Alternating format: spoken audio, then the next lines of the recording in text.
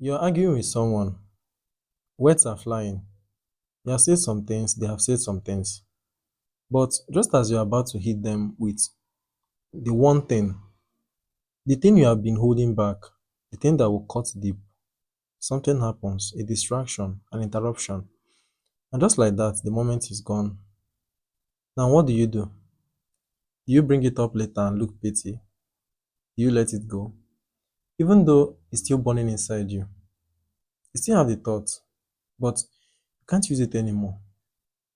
You still have the thought, but it's useless now. And somehow, it makes it worse. But there's another kind of loss, another kind, one that cuts even deeper. And this one is not about when you have to hold something back. It's when the thought itself vanishes. You were about to say something, you had it, like it was there, and then it's gone, just like that, gone. You only remember it after the moment has passed. And when you do, it hurts. That's the kind of loss I want to talk about today. Not just with ideas, but with people. People you don't know what to do with anymore. People you don't have anything in common with anymore. People you think of letting go, but others swear they are good for you. And you ask yourself, should I? Should I let them go? Should I hold on? Should I? Keep 60 friends, maybe you will need 5. Keep 60 ideas, maybe you're going to need 10. But how do you know which ones to keep? And when is it time to let go? Stay with me. This is sometimes curious, often confused. I'm Richard Okonwu. If you have ever felt a little out of place, you're in the right spot. Here, we explore the questions most people overlook without pretending to have all the answers. The awkward, the oddly relatable, the ones that make you wonder, am I the only one thinking about this? If you are curious enough to keep asking, you are exactly where you need to be. So, why exactly is it that we struggle to let go? Is it about actual loss or is it the fear of it? For me personally, I think I speak for a lot of people when I say that one of the um, struggles of letting go is not just the idea of that thing living your life. I'm going to be using two different kind of examples. The idea of letting ideas go and the idea of letting friends go, or maybe people that are close in your life. That's people versus ideas. So that's what we are going to be doing. But for this particular example, I want to use people. One of the reasons why we are afraid of letting people go is not just for the act of it, just letting them go. It's the fear that we might never get them back again. Like, it's not about them. It's not about this person in particular. It's the idea of I might never be able to find someone like this again.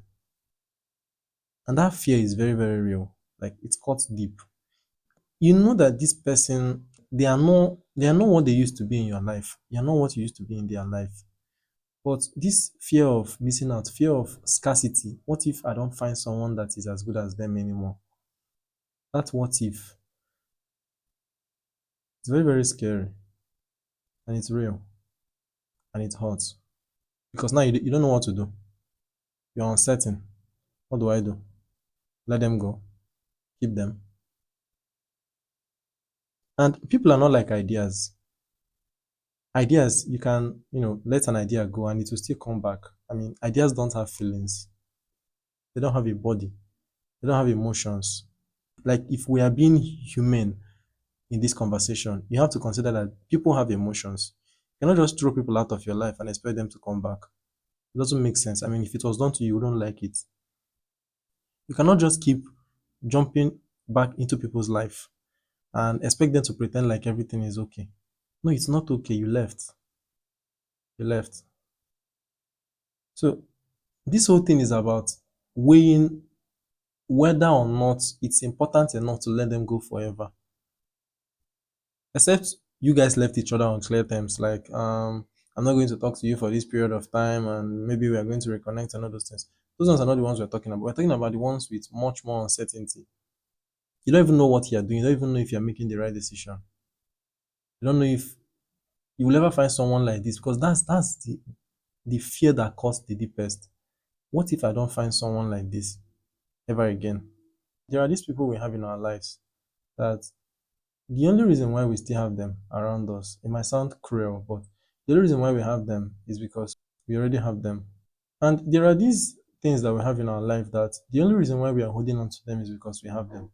That's the only reason. Like, if we didn't already have these things, like for instance, some ideas, if we didn't have them already, these are not the kind of ideas we will be pursuing. But the reason why we are forcing ourselves to keep these things in our life is just for the one reason, just because we have them already. You know that it's not serving any usefulness currently. In order to be able to drive these points home, I'm going to use an example. So I have a list. I have a list of ideas, like things I want to talk about on this show. And for a while, I usually kept them in my notebook, and I still keep them in my notebook. But I had this very long list, this episode, what am I going to talk about here? What am I going to talk about here? And so on and so forth.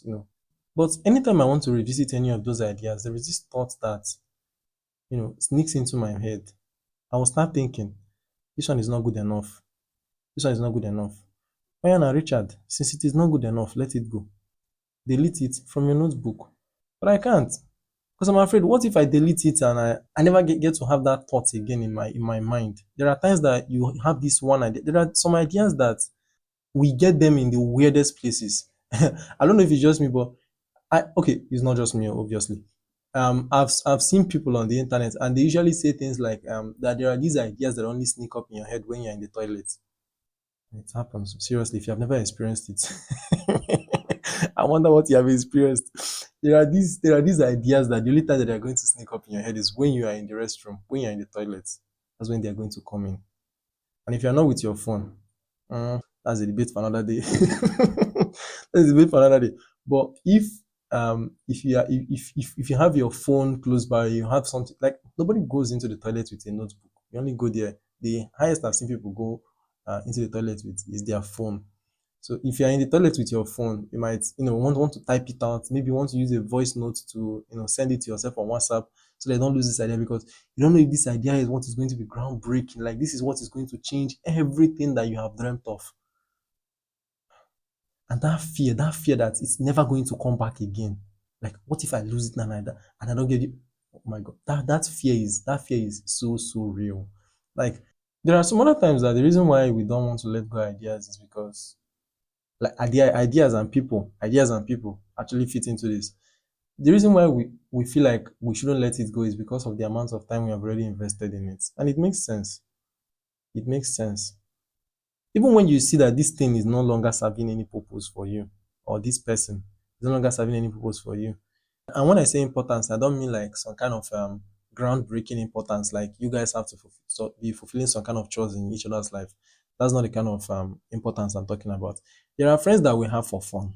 There are friends that are fun friends. You understand? We don't share deep and very emotional stuff with them, things that are very, very personal with them. There are people we don't share such with, but they are still our buddies. They are still our friends. Do you understand? You cannot let them go because you have already invested a great amount of time into it. And you cannot let it go because it will seem like all those resources you wasted on it are now, of course, they are now waste. I'm sorry, I called it waste from the beginning. Yeah, everything you invested in this stuff, like waste at this point. So what do you do? Keep investing more. Ah, this thing, like it feels like a cycle. It feels like a cycle. You feel the urge to hold on to it and keep investing in it for just one reason, because you have invested a lot in it. Now you're investing more. In the future, what if you feel like you still need to let go? Like if that thought comes to your head again, what are you going to do? Try and hold back because you have invested even more than you did the last time you had this particular thought. It's just crazy. And as much as we might want to convince ourselves that that's not a valid reason, at the moment, it always feels like a valid reason why you shouldn't let something go. Because you have invested enough time. You have invested, I won't say enough time. You have invested so much time, so much resources in this particular thing, and you cannot let it go. And you cannot get rid of it. So, what if we don't actually run out of ideas? What if some of those ideas that I wrote in my notebook, what if I never run out of ideas because this one that I'm doing now, this episode I'm doing, it wasn't there. It wasn't there a few days ago. It was just today that I came up with this idea that I should talk about the idea of letting go stuff, letting go ideas, letting go people, because there are people that I currently have in my life that I think I should let go. It's kind of cruel. Like, it's not just kind of, it's actually cruel if you are giving people false hope that they should stick around or maybe they should keep hanging out with you, even though you know you don't share with them what you used to. It's not nice if you are trying to convince someone to stay with you with some kind of lies. Now, I'm going to tell you what I did with those ideas that I previously had typed up on my notebook. What did I do with them? Because they are not there anymore. I deleted them. I deleted them. There are two reasons why I deleted them. I deleted them so that they could get out of my sight at the moment. Do you understand? So that I won't have to see them. And the reason why I deleted them, the second reason is because I can get them back in the next 30 days. So I deleted them like 7 days ago. That means I still have 23 days to get them back. And for the last 7 days, I've not visited my recycle bin. I don't know if that should mean something, but I've not visited those ideas again. Like, I've not tried to explore them because new ones just keep pouring in. And I don't know, maybe this whole idea of letting things go. The reason why we are afraid is because, as I said, we are afraid that we are never going to find something better than this, or even something that equals it. But maybe that fear is not real, or at least it's not real in every case. You're definitely going to come up with better ideas. Yes, yes. There are some times that there are some musicians that are one hit wonder. Like, there is this one music that just exploded their career. They have been like some kind of upcoming artist for the past 5 years. And then they now release this one track that exploded their career. And it's almost like a triangle. You know how triangle just spikes up and then goes down. There are some people that after they release that one hit, everything that released from there still goes downhill. But at least they got to the peak. I understand that and I acknowledge that, but I don't know. I don't know. As I'm here right now, I'm trying to think, when is the right time to let things go? What is a clear indication that we should let things go? I cannot say it's when they don't serve any use anymore, because it's not a good enough reason. Not a good enough reason to let something go just because they are no longer serving any purpose at that moment. I know a couple of times that I have written things on my notebook that I came back to 60 days later, 3 months later, 1 year later, because I needed the content of whatever I put there. Like, for me to have written it in the notebook means like, I believe it's going to serve a purpose in the future.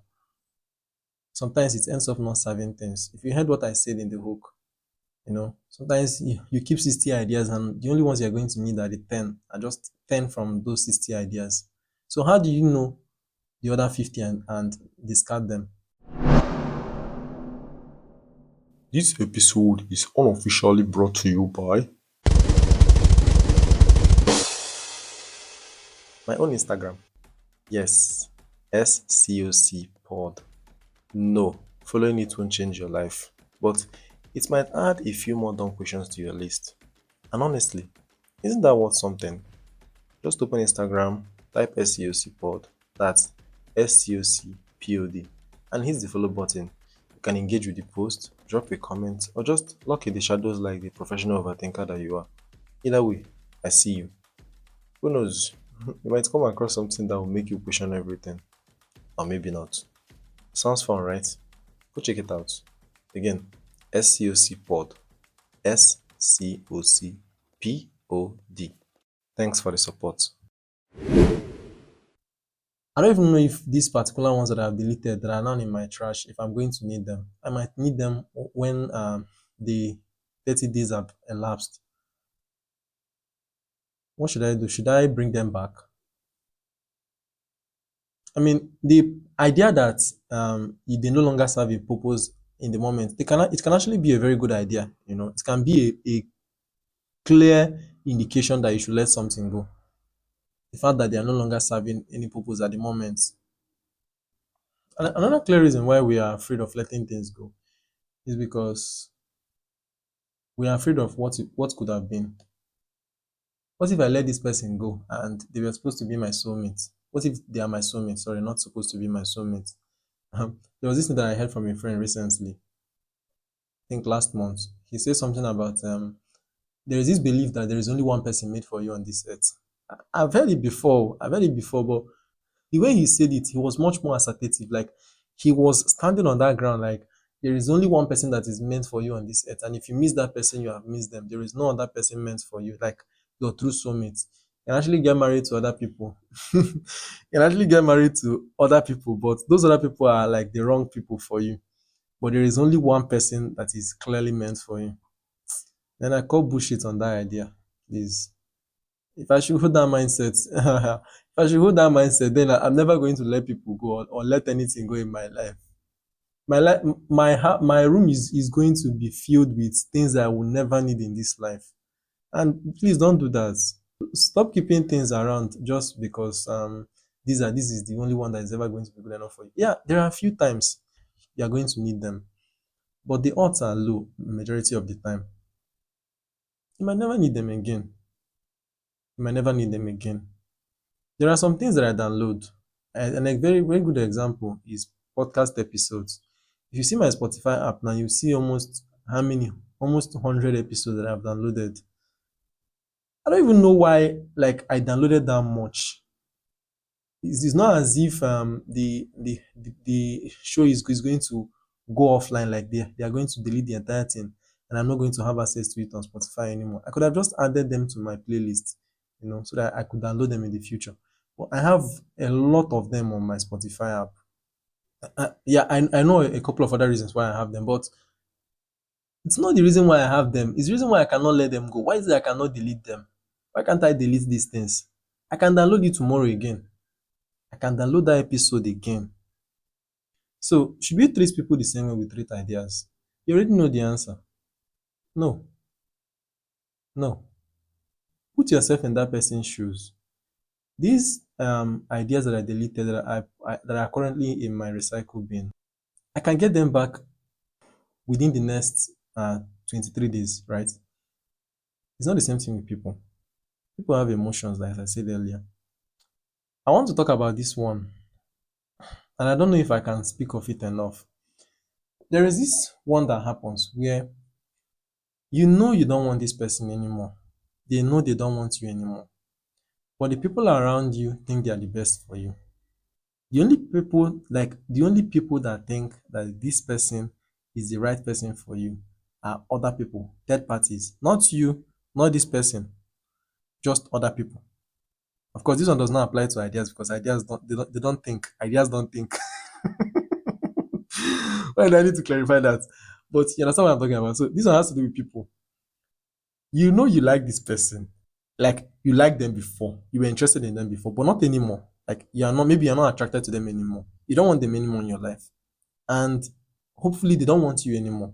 Why did I say hopefully? Like they don't want you on their own in their own life too. Which is fair and square, right? You don't want them, they don't want you. But the only people that think you people should stay together are other people. Does that make sense?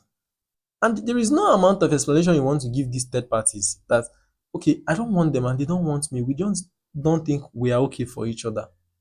You are good people but bad together. The idea of two people being two good people but not good together. It's real, my dear.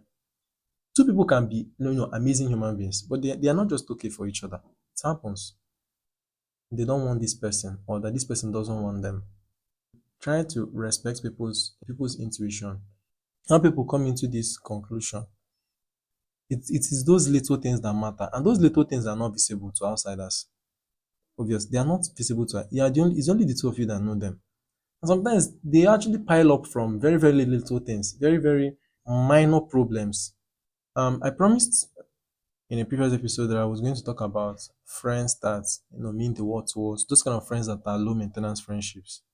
Yeah, I'm still going to talk about them, but I felt like I should hint on that because those people don't fall into this idea of loss that we are talking about. So just in case you have been wondering, there are these kind of friends that we have, and we don't always communicate with them.